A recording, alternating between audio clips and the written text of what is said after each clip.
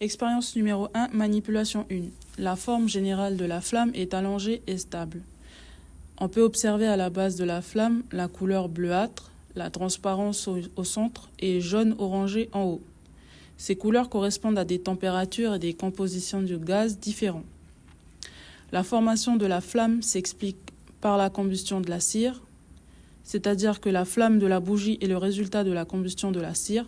Lorsque la mèche est allumée, elle chauffe la cire autour de la mèche qui fond, puis monte le long de la mèche par capillarité. Elle s'explique aussi par la vaporisation et la combustion. La cire liquide est chauffée jusqu'à vaporisation, créant des gaz inflammables. Les gaz s'enflamment, créent la flamme. La partie bleue indique une combustion plus complète, tandis que la partie jaune-orangée provient des particules de carbone incandescentes. Manipulation numéro 2 pour l'expérience numéro 1. Alors, pour les températures de la flamme, nous avons fait plusieurs expériences, plusieurs manipulations pour avoir un résultat le plus précis possible.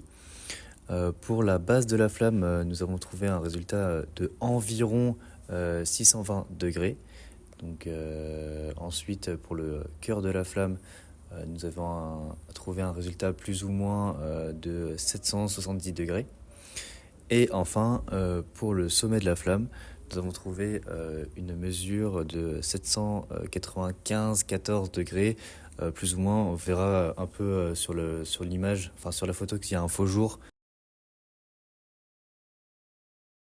Manipulation 3 de l'expérience 1. Nous avons utilisé un réglet pour mesurer la chaleur à 5 cm au-dessus de la flamme. Cela nous l'avons fait plusieurs fois. On a trouvé un résultat final d'environ 100 degrés Celsius. Nous avons ensuite utilisé ce résultat et nous l'avons comparé avec les mesures précédentes, notamment au niveau de la hauteur du sommet de la flamme, avec une chaleur de 795 degrés Celsius environ. Par rapport à la hauteur de 5 cm où nous trouvons 100 degrés Celsius, on peut constater une grande déperdition de chaleur qui peut s'expliquer par les mouvements de convection. Manipulation 4, expérience 1. Mesure de la température à 2 cm sur le côté de la flamme. Nous avons trouvé un résultat d'environ 35 degrés Celsius grâce à plusieurs mesures. Cela peut s'expliquer par le fait que la flamme est allongée, ce qui fait qu'on peut penser que les gaz chauds montent et ne se dispersent très peu par cause de turbulences, ce qui explique aussi donc cette température de 35 degrés Celsius à 2 cm sur le côté de la flamme. Manipulation 5, expérience 1. On a pris une grille et on l'a positionnée au tiers supérieur de la flamme. Cette grille a coupé la partie du front de flamme, du haut de la flamme. Par ce phénomène, on retrouve le phénomène de coincement. Ce phénomène va provoquer dans la flamme une perte de chaleur, ce qui va la perturber, ainsi qu'un retien le phénomène de retenir les radicaux libres, ce qui va empêcher une bonne combustion de la flamme, et le fait qu'elle avance. De plus, on va aussi avoir un manque d'oxygène. Or, dans la zone du front de flamme, c'est là que se passe la réaction de combustion, ce qui va aussi empêcher la bonne réaction de combustion, ce qui va provoquer l'essuie ainsi que la fumée noire. Pour faire cette conclusion, on a utilisé les travaux de Davy. Expérience 1, manipulation 6. Donc en insérant un tournevis dans le tiers supérieur de la flamme, on peut voir la flamme qui vacille et qui se divise. Bref, elle se difforme. Comme le métal est conducteur, on peut observer aussi que la chaleur modifie la température de la flamme à cet endroit et ce qui influence la combustion et les couleurs. Enfin, on peut observer à la fin la formation du filet de fumée En conclusion, la perturbation de la flamme avec le tournevis montre que la flamme est sensible aux variations d'apport en chaleur et en oxygène et met en évidence la dépendance de la combustion à des conditions précises pour rester stable et continue. Pour la manipulation 1 de la deuxième expérience, nous devions mesurer la hauteur de la flamme à l'aide d'un réglet. Donc nous avons trouvé la mesure suivante, donc, qui est de 3 cm. Ensuite, pour la manipulation 2 de l'expérience 2, nous devions couper la mèche avec la flamme allumée. On peut voir que instantanément la flamme, après la découpe de la mèche, la flamme s'éteint. On peut donc en conclure que la flamme se trouve à l'extrémité de la mèche, c'est-à-dire le coin de la mèche le plus haut. Ensuite, nous devions remesurer cette mèche qui avait perdu la moitié de sa quantité.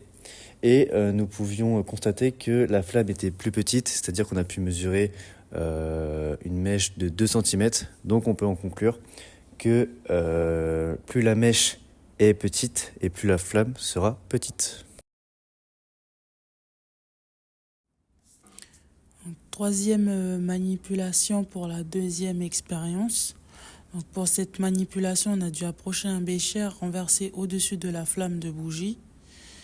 Et en observant la flamme, on a constaté que la flamme s'éteint rapidement sous le bécher car elle consomme l'oxygène disponible et produit du dioxyde de carbone et de l'eau.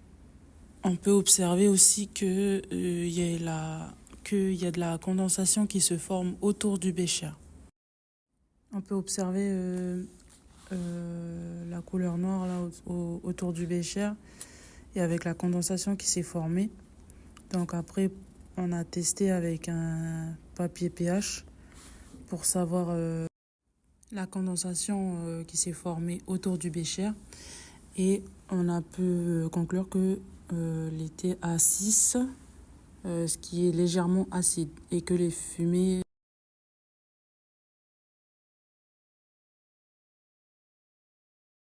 Pour la manipulation 4 de la deuxième expérience, on peut observer que le bécher baisse rapidement sur la flamme, ce qui crée une diminution importante de l'oxygène par le combustible et ce qui crée aussi l'extinction de la flamme. Manipulation 1 de l'expérience 3.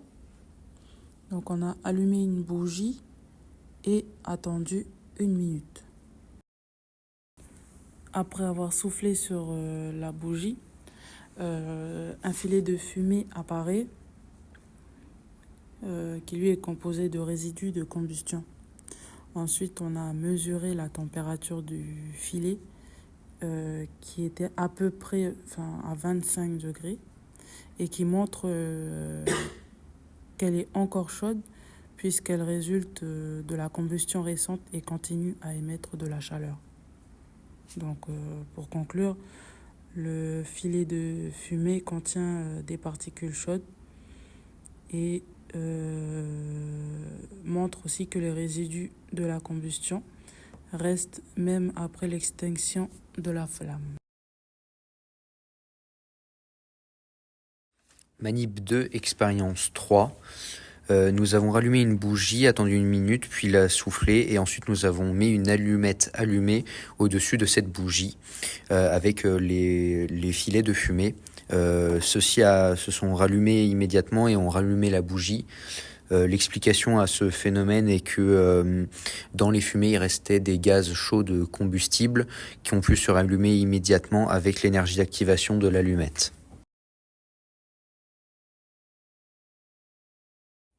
Manipulation 1 de la 4e expérience. Donc cette première vidéo vous montre l'installation qu'on a pu mettre en place pour les différentes manipulations qui vont suivre.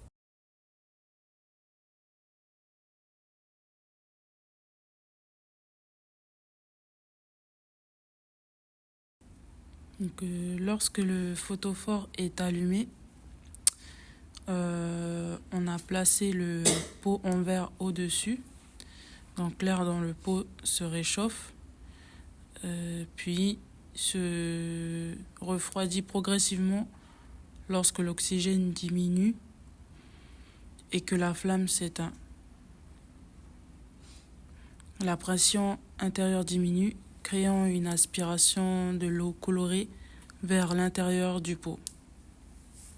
Donc pour montrer cette différence de température, la hauteur au début faisait de l'eau colorée faisait 0,9 cm et à la fin elle fait 0,5 cm, soit une différence de moins 0,4 cm.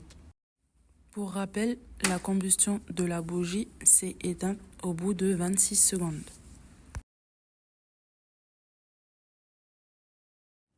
Expérience 4, manipulation 2.